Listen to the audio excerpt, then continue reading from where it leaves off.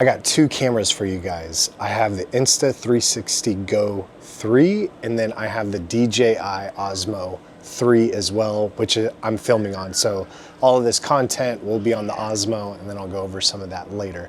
But right now, I'm gonna show you guys some of the best gym content I get is with this, and I say that because it comes off like this, and this is magnetic. So the back of this is magnetic, and also the bottom of this is magnetic.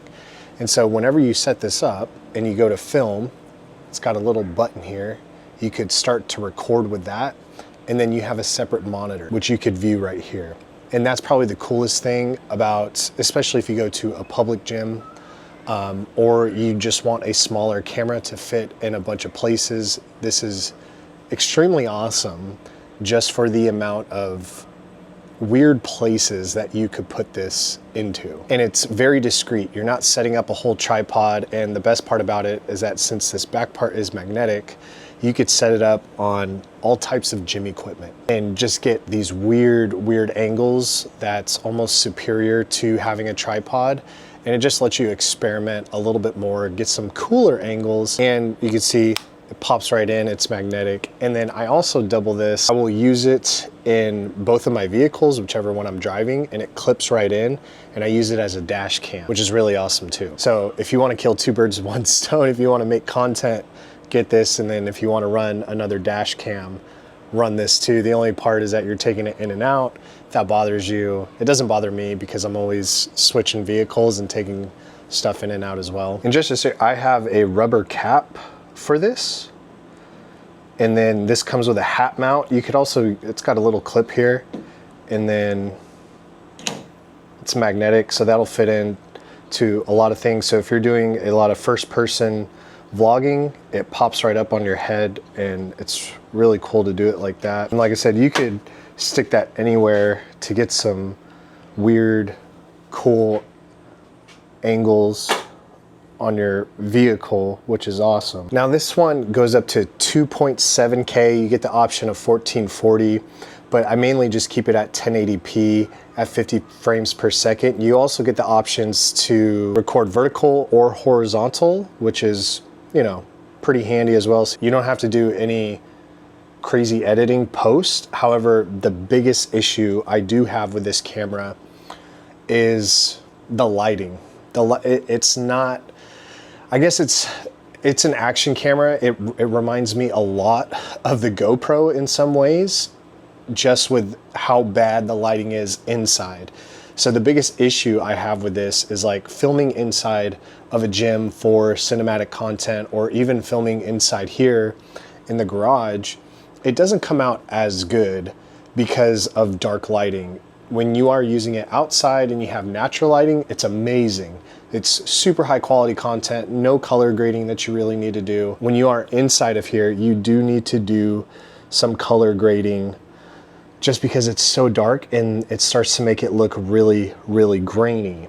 That's my biggest gripe about it. If you go to a gym with good lighting, or you just naturally have good lighting inside of your garage, you know, it may be a little bit more beneficial. But I was using this a lot when I first got it. You know how when you get something new and you're super hyped about it and you're just using it all the time, you're like, this is the greatest thing. And then after a while, you start to notice its flaws. That's just one huge flaw I have about it. If you're really good at color grading, if you're really good at controlling white balance, you will be way better than I am on this. I like to just set things to auto, record what I gotta record, and then just edit and post it. I'm not a fan of color grading because I see colors really weird. I think I'm like 70% colorblind because I have an issue with that. But it's one of those things where if you are worried about the color that's going into it, you may want to get a different camera or stick with the DJI Osmo, because like this one, even filming in the garage where it's I got an overhead light right there, but I go into different, and this is on auto ISO, so I don't have it customized or anything.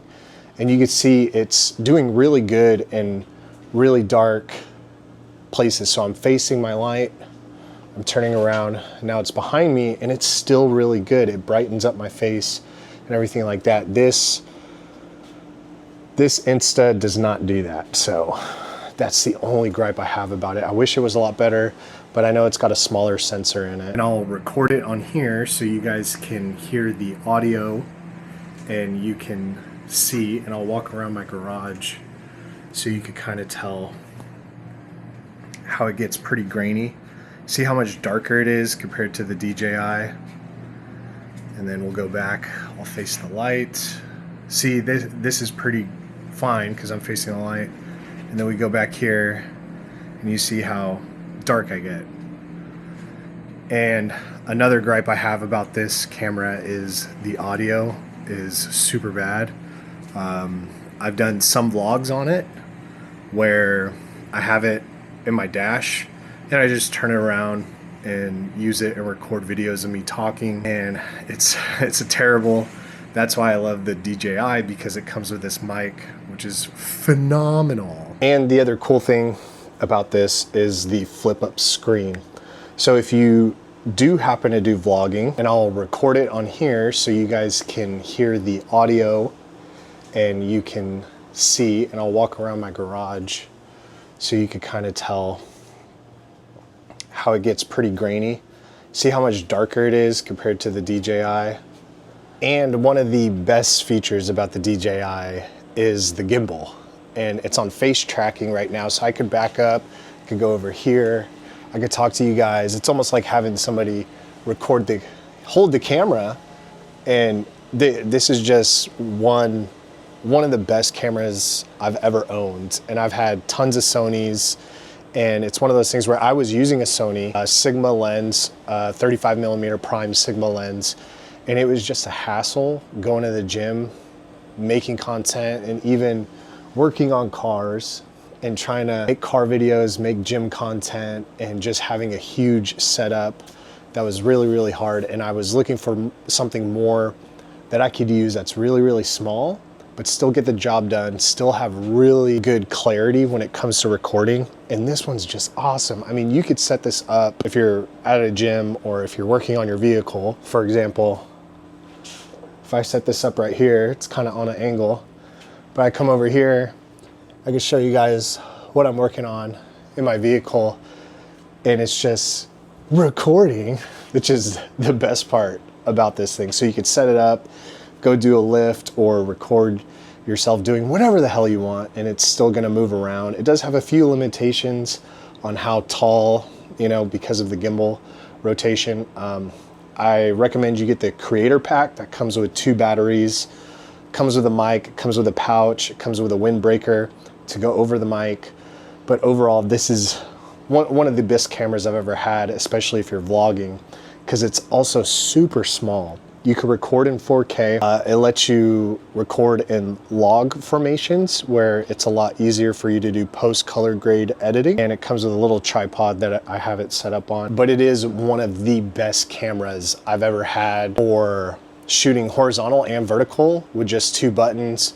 You connect the mic, and I've had other mics. I've had Hollyland mics, which super frustrating connecting to the Sony. This one, you press the button, it automatically connects. I've never had any issues with it. And I will say, both of the apps, even for the Insta360 and the DJI that you go on your phone, are really easy to use. You could edit in those apps where I'll trim the video down, grab what I want, and I do a lot of screenshotting of the videos within the apps and just save it to my phone, bada boom, post it to IG, and you're good to go. The only thing that kind of lacks on this camera is not having a magnet. Sometimes I've wanted to put it up on something, and that way I could get taller angles, but it's not that big of a deal because I'll set it up on the ground and then walk away. And then, especially if I'm at the gym, this is kind of the angles that I get with squatting or doing any of my lifts.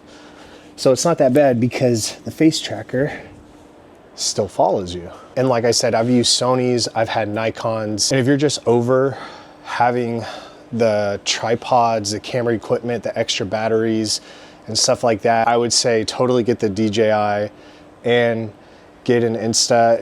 If you want cooler angles, I would say, or if you're doing first person or you're doing POVs, Insta's awesome. Just be aware that it has really bad lighting and the microphone's pretty crappy. And so this one with the DJI is extremely awesome. If you're not getting too crazy with it and you just want a straight and shoot camera and get some just cooler angles and just set it up and have something that tracks you, totally get the DJI.